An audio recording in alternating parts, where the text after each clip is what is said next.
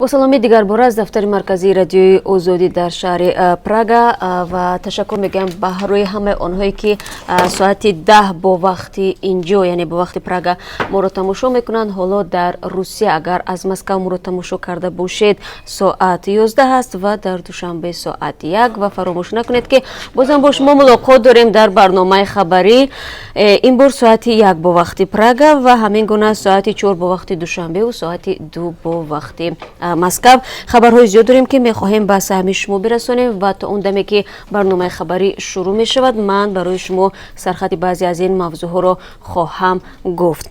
ملیسا رو لطوکوب و تحقیر کرده است. دوستانی نویه اسماعیل سومونی نسبت گلرخسار سلطان و سرداری طرفخانه چوجبریان برای لطوکوب و تحقیر ملیسا پرونده جنایتی باز نموده است، اما این زن خود را گناهکار نمی حسابد و عیبنامه را بی اساس می شمارد.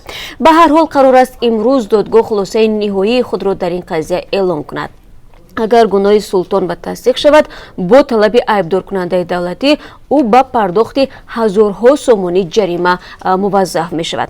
همکاران ما این موضوع را پیگیری دارند و در صورت اعلان حکم ما برای شما تفصیلات خواهیم داد.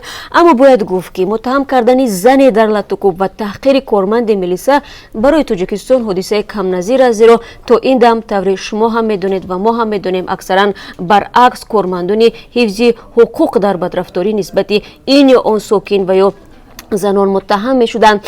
برای مثال میگیریم قضیه اخیر جنجال برانگیز که همگی یک ماه پیش رخ داد وقتی 21 مارس امسال کارمند ملیسا در روز روشن و در مرکز دوشنبه زنی را لطوکوب نمود و نوار آن به شبکه‌های اجتماعی راه یافت. زوده شویم یا ویچ نسب پدر رو بگیریم و یا از بابا کلان رو. ظاهرا موضوع نسب گذاری با وجود قبول قانون در تاجیکستان تا هنوز حل خود را پیدا نکرده است. این موضوع در چند سال اخیر باعث جنجال و نافهمی بین ساکنان و کارمندان اداره ثبت اسناد حالت شهروندی هم شده است.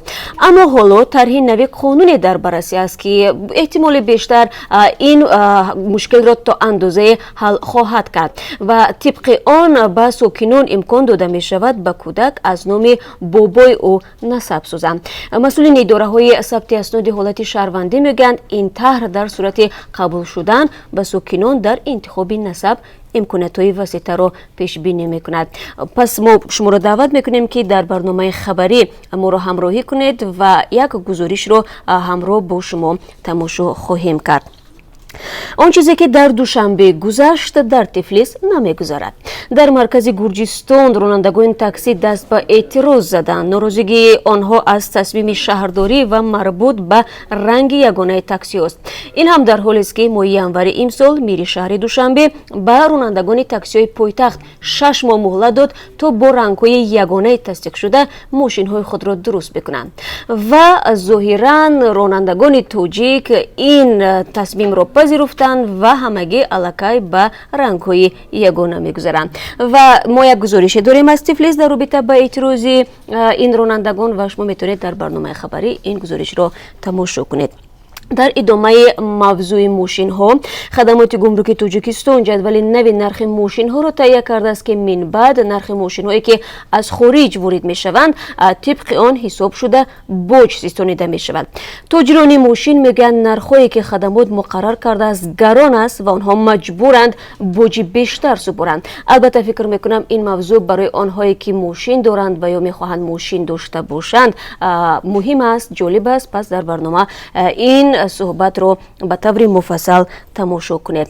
و در یک نمایشگاهی که امروز در دوشنبه برگزار شد امکانات تحصیل جوانان در روسیه معرفی گردید. نمایندگان دههای مکاتب عالی آن کشور به خواهشمندان درباره مؤسسه‌ها و شرط و شرایط تحصیل معلومات دادند. وزیر معارف تاجیکستان که نیز در این نمایشگاه شرکت داشت در صحبت با همکاران ما درباره توجه جوانان تاجیک برای تحصیل محض در روسیه حرف زد. اگر خواهید بدونید که برای چی دانشجویان توجیک به مکاتب عالی روسیه برتری میدهند، پس بعد از 3 ساعت دیگر در برنامه خبری ما رو همراهی کنید. من شما رو منتظر میشوم در پخش مستقیم در همین جا در آزادی ویدیو کانال ما در یوتیوب و همین گونه در www.azadi.org که وبسایت رسمی رادیو آزادی است. و اما اگر شما پخش مستقیم رو دیدن نتوانید، با نیز میتونید ثبت آن را در صفحه های ما در شبکه‌های اجتماعی و همین گونه در همین جایی که حالا من برای شما گفتم تماشا کنید.